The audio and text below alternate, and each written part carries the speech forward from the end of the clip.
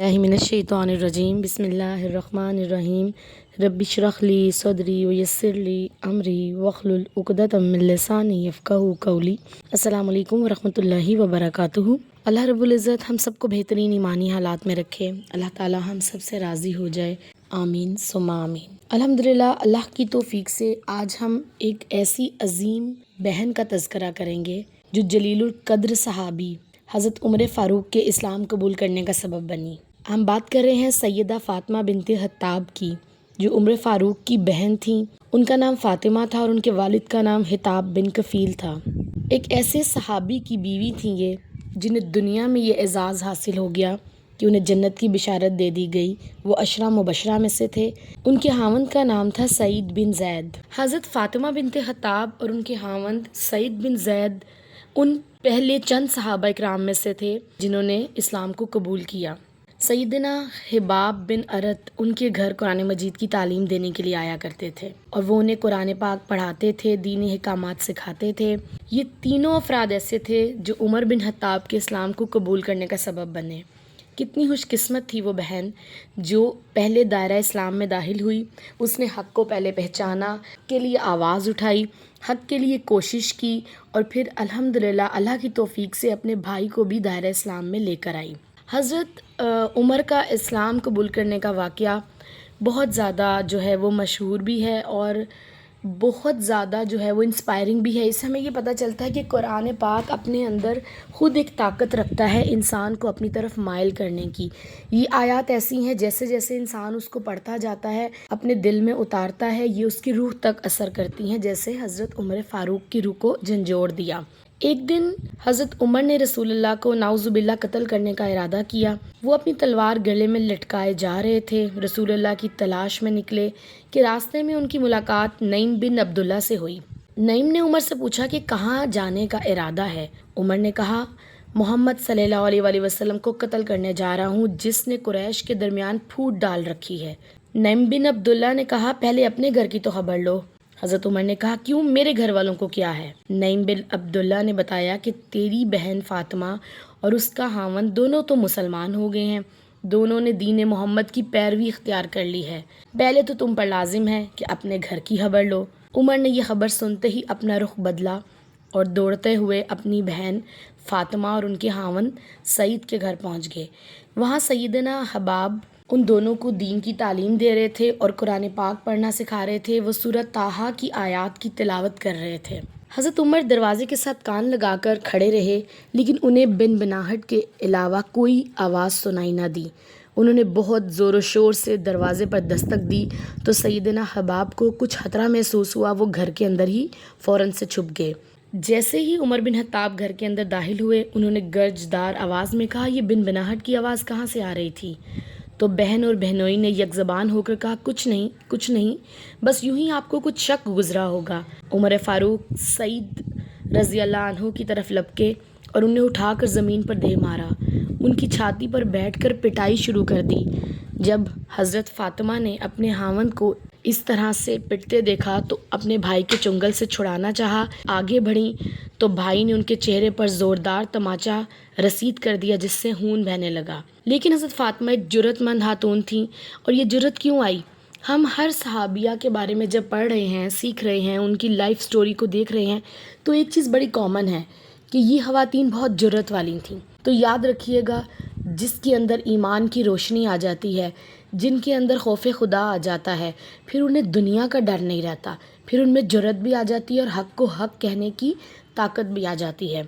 हज़रत फ़ातिमा ने जुर्रत का मुज़ाहरा करते हुए कहा, हाँ, मैंने इस्लाम कबूल कर लिया है। अब तू अपने अरमान पूरे कर ले और मुझे मार दे। पहले चेहरे को खून आलूद किया, अब मेरा सर भी फाड़ दे। उमर ने जब अपनी बहन का खून आलूदा चेहरा देखा तो वो बहुत शर्मिंदा हुए। ज़ाहिर है, एक बहन भाई की खून की मोहब्बत एक फ़ितरी मोहब्बत भी है। उन्होंने अपनी बहन से कहा, थोड़ा सा गुस्सा ठंडा किया, अच्छा ठीक है, क्या है इसमें लिखा हुआ, ये सहीफ़े मुझे भी दिखाओ जो तुम लोग पढ़ रहे हो। तो जब बहन ने थोड़ा सा भाई का लहजा नरम होते देखा तो फ़ौरन कहा कि ये सहीफ़े तो बहुत पाक हैं और इनको पाक लोग ही हाथ लगा सकते हैं, लिहाजा आपको गुस्ल करना पड़ेगा। हज़रत उमर को क्यूरियोसिटी हुई और ये क्यूरियोसिटी अल्लाह ताला की तरफ से थी कि हाँ, मैं देखूँ इसके अंदर क्या है। इस वाक़े से हमें ये भी पता चलता है کہ یہ قرآن پاک جو ہے یہ پاک لوگوں کا کلام ہے، یہ پاک دل کے اندر آتا ہے، یہ پاک جو جسم ہے پاک باوضو ہو کر ہی اس کو ہاتھ لگایا جا سکتا ہے۔ حضرت عمر نے فوراً سے غسل کیا۔ جب عمر بن خطاب نے سورۃ طٰہٰ کی پہلی آیات پڑھی تو وہ پکار اٹھے کہ واہ واہ کیا عمدہ کلام ہے۔ جب یہ صورتحال پیدا ہو گئی تو سیدنا حباب بن ارد بھی ان کے سامنے آ گئے اور انہوں نے فرمایا کہ مجھے لگتا ہے رسول اللہ کی دعا قبول ہو گئی ہے۔ عمر نے کہا وہ کیا دعا؟ اس پر انہوں نے بتایا کہ رسول اللہ صلی اللہ علیہ وآلہ وسلم کو میں نے یہ دعا کرتے سنا ہے کہ یا الہی ابو الحکم بن ہشام یا عمر بن خطاب کے ذریعے اسلام کو غلبہ عطا کر دینا۔ اے عمر، اللہ تعالیٰ نے تیرے حق میں رسول اللہ کی دعا کو قبول کر لیا۔ عمر بن خطاب نے سیدنا حباب بن ارد سے رسول اللہ کے بارے میں پوچھا، آپ اس وقت کہاں ہیں؟ میں آپ کے روبرو ہو کر اسلام قبول کرنا چاہتا ہوں۔ حباب بن ارد اسی وقت عمر فاروق کو لے کر دار ارقم کی طرف چل پڑے۔ عمر بن خطاب نے اندر آنے کی اجازت طلب کی۔ رسول اللہ نے انہیں اجازت دے دی۔ جب وہ اندر آئے تو رسول اللہ نے ان کے گلے میں پڑی ہوئی چادر کو پکڑا اور جھنجھوڑا اور فرمایا، اے خطاب کے فرزند، کیسے آنا ہوا؟ اللہ کی قسم اگر تم باز نہ آئے تو اللہ تعالیٰ تجھ پر سخت مصیبت نازل کریں گے۔ عمر رضی اللہ تعالیٰ عنہ نے عرض کیا، اے اللہ کے رسول، میں آپ کی خدمت میں اللہ اور اس کے رسول پر ایمان لانے کے لیے آیا ہوں، اس شریعت پر ایمان لانے کے لیے حاضر ہوا ہوں جو اللہ کی طرف سے رسول اللہ لے کر آئے ہیں۔ یہ سن کر رسول اللہ نے بآواز بلند اللہ اکبر کہا، جس کو سن کر مسجد حرام میں موجود لوگ پہچان گئے کہ عمر بن خطاب نے اسلام قبول کر لیا۔ اسلام قبول کرنے کے بعد حضرت عمر نے رسول اللہ سے ایک سوال کیا کہ اے اللہ کے رسول، کیا ہم حق پر نہیں ہیں؟ رسول اللہ نے فرمایا، مجھے قسم ہے اس ذات کی جس کے ہاتھ میں میری جان ہے، تم حق پر ہو۔ عمر بن خطاب نے کہا، اگر ہم حق پر ہیں تو پھر چھپ کے عبادت کرنے کی کیا ضرورت ہے؟ مجھے قسم ہے اس ذات کی جس نے آپ کو برحق نبی بنا کر بھیجا، آپ ضرور بالکل باہر نکل کر سر عام ڈنکے کی چوٹ پر دین اسلام کا پرچار کریں گے۔ جو روکے گا عمر اس سے نبٹ لے گا۔ رسول اللہ صلی اللہ علیہ وآلہ وسلم اپنے صحابہ کی 2 صفوں میں دار ارقم سے باہر تشریف لائے۔ پہلی صف میں سب سے آگے سیدنا حمزہ بن عبد المطلب تھے اور دوسری صف میں سب سے آگے سیدنا عمر بن خطاب تھے۔ اس دن اسلام کو غلبہ حاصل ہوا، الحمدللہ۔ حضرت عمر ایک جرأت مند صحابی تھے۔ ان کے بارے میں کہا جاتا ہے کہ شیطان بھی ان کو دیکھ کے بھاگ جاتا تھا۔ عمر فاروق ایسے صحابی تھے جن کی خواہش پر قرآن پاک کی کئی آیات نازل ہوئی، شریعت کے کئی قانون لاگو ہوئے، جن کے بارے میں رسول اللہ نے فرمایا کہ اگر میرے بعد کوئی نبی ہوتا تو عمر فاروق ہوتا۔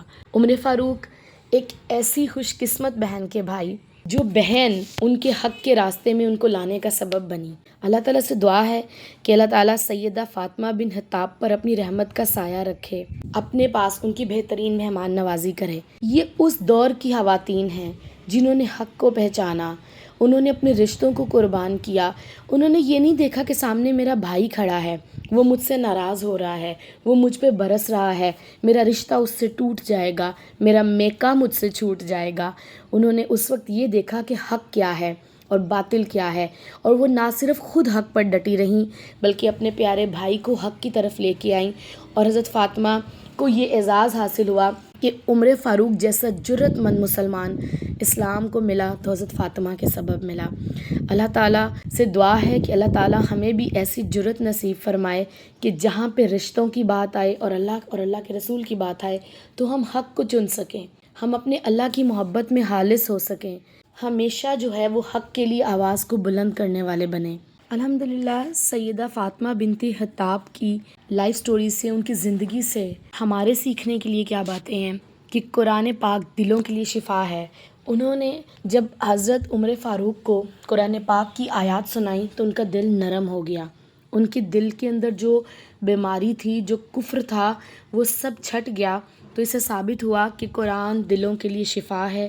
اگلی بات جو ان کی زندگی سے سیکھنے کی ہے کہ قرآن پاک اپنے پڑھنے اور سننے والوں پر اثر انداز ہوتا ہے۔ قرآن پاک وہ واحد ذریعہ ہے جو مردہ دل کو زندہ کرتا ہے، جو اپنے پڑھنے والے کو اگر وہ کسی چیز سے خیر سے محروم ہے تو اس کو خیر کی طرف لے کے آتا ہے۔ قرآن پاک دل کی زمین کو نرم کرنے کا سبب ہوتا ہے۔ اگلی بات جو ان کی زندگی سے سیکھنے کی ہے کہ دین اسلام کی خاطر خون بہا رائے گاہ نہیں جاتا۔ حضرت فاطمہ کا خون بہا، انہیں چوٹ لگی، اللہ تعالیٰ نے ان کو رائے گاہ نہیں جانے دیا۔ اللہ تعالیٰ نے ان کے ہاتھوں ایک اتنے عظیم صحابی کو جو ہے وہ اسلام کی طرف وہ لے کر آئیں، اور ان کے ہاتھوں حضرت عمر جو ہیں وہ مسلمان ہوئے۔